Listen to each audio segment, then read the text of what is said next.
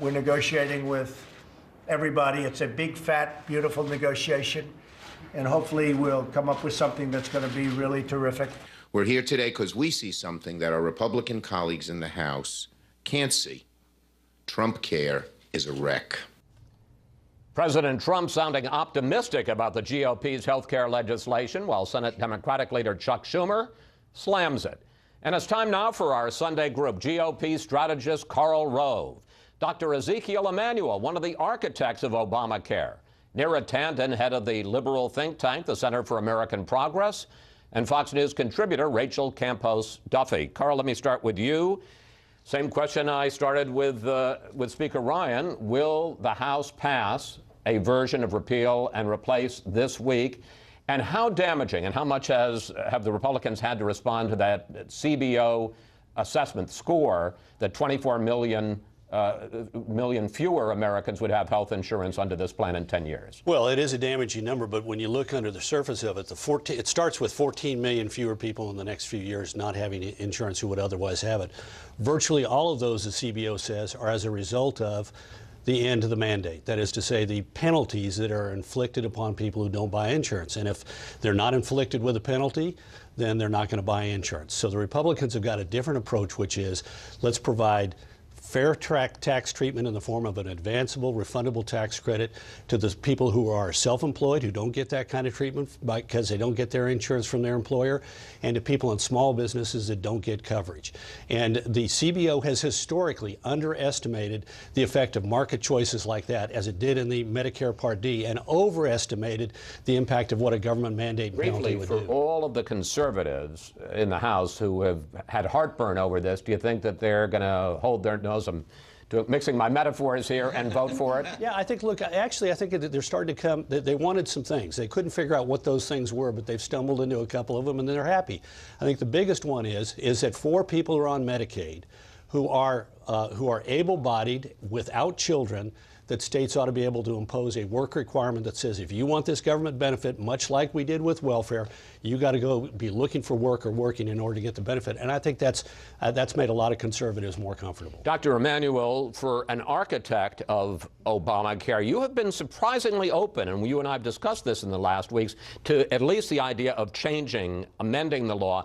What do you think of where House Republicans seem to be headed with this bill? That's a disaster. By 2026, 1 in 5 Americans are not going to have insurance. That is worse than before the Affordable Care Act was created. That is not a place we want to be. It's basically Australia with no insurance. And by the way, wait a second. And by the way, their notion of affordability, all right, we're going to bring down the premium.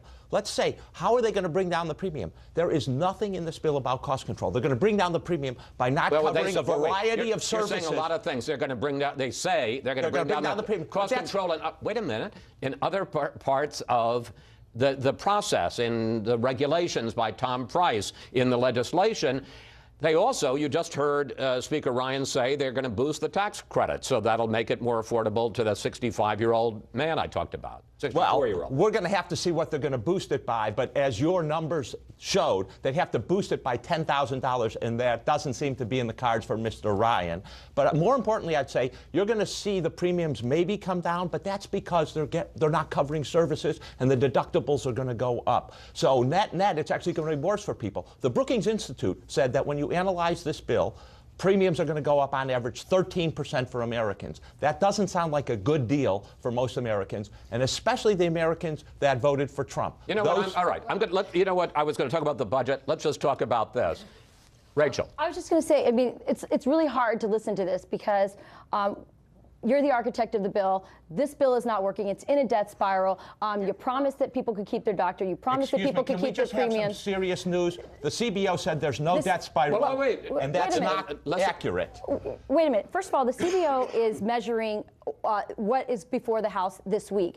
The bill includes 3 parts. It includes what's going to happen when the HHS secretary does the things he's going to do to the bill and to regulations, and also the third part, which is really important.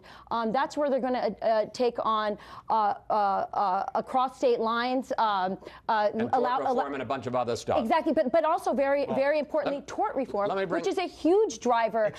Wait. Now let's bring in. No, let's play. Zeke, play fair. fair. Okay. That's Can I just say, I mean, just for your district, your husband's district, Yes. 45,000 people lose health insurance from this plan. But right now, Neera, people can't use the insurance they have because the premiums are going up and the deductibles are so high they can't use coverage that they will lose. And I think the essential promise here. Neera, Sure. you're ignoring what she said, and a fact, which is that the premiums are going up, the deductibles are huge, so you have to pay an enormous let me finish. Yes. Out-of-pocket expense before you even get the advantage of it, and you've got insurance companies all over the country that are pulling out, so that there's no choice. So CBO did an analysis of both the Affordable Care Act today and compared it, the Ryan bill. So that's what they looked at, and that's what people are looking at when they say 45,000 people are going to lose coverage. The Affordable Care Act, CBO said, is not collapsing. This is false. It is fake news from you guys. There are places that premiums. There are premiums. Fake news. First There of all, are places premiums. Let me just finish. There are places premiums have increased, but the Affordable Care Act is stable. And the reality is that what unwinds the insurance markets, is what Ryan Care or Trump Care will do. And this is the essential quandary of what we're going to face on Thursday or what we're facing this week. Trump voters. Let me just finish one point. Trump voters. You've been finishing for a while. Let me just say one thing. But I'd love him to answer this. Donald Trump promised working class people, and they relied on it. They would keep it. Now he would like. Now Paul Ryan put forward a bill that hurts them, and he might have to change. He might have to change. First of all, talk about promises. We were promised your premiums are going to go down $2,500 per family of four. You could keep your plan. You can keep your doctor. All these wonderful things. Not going to add a dime to the deficit. All of which turned out to be. I didn't interrupt, so stop. That turned out not to be true.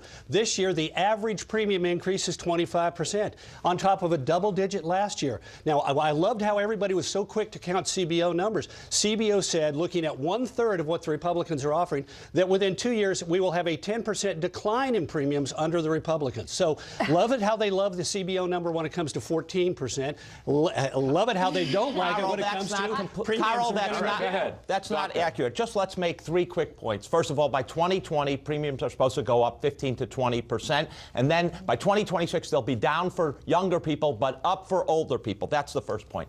The second point is one of the ways they're going to drive your premiums down is by driving your deductibles up. And that is not a good thing. Well, you guys know all about that. Wait a second. They're going to drive them up even higher, Chris. Okay. And the third point I would make is that this is not a bill that is actually going to be beneficial for people. They're going to throw a lot of people on Medicaid off coverage, and they're going to transfer a lot of costs to states, which is going to put them in a very difficult spot in cutting their enrollment. I love the newfound concern for younger people. They say, oh, these older people are going to have their premiums go up. Well, their premiums are going up because Obamacare makes younger, healthier workers subsidize older, less healthy workers. And why are we then surprised that Obamacare is not getting the percentage of younger, healthier workers that make the system work? Now, what is the answer to Obamacare? One of its leading architects has 3 suggested answers. Increase payments to insurance companies so they can hide the premium increases, increase penalties on those without insurance, penalize people even more, and increase subsidies for those in the exchanges. Now, I think Dr. Emanuel was pretty serious in these, but none of these is doing anything except throwing more money at a system that's broken. Carl, your plan, Speaker Ryan's plan, has $100 billion for insurance companies in the stability plan. And what are you talking about? Not even more. Can I just and make Republicans and it saves over $300 billion. Carl, we have the rest of the show to do. No, we have the rest of the show to do. Take it into the panel room. We should put a separate camera in there so you can watch that. We're going to take a break here. We'll see you a little later.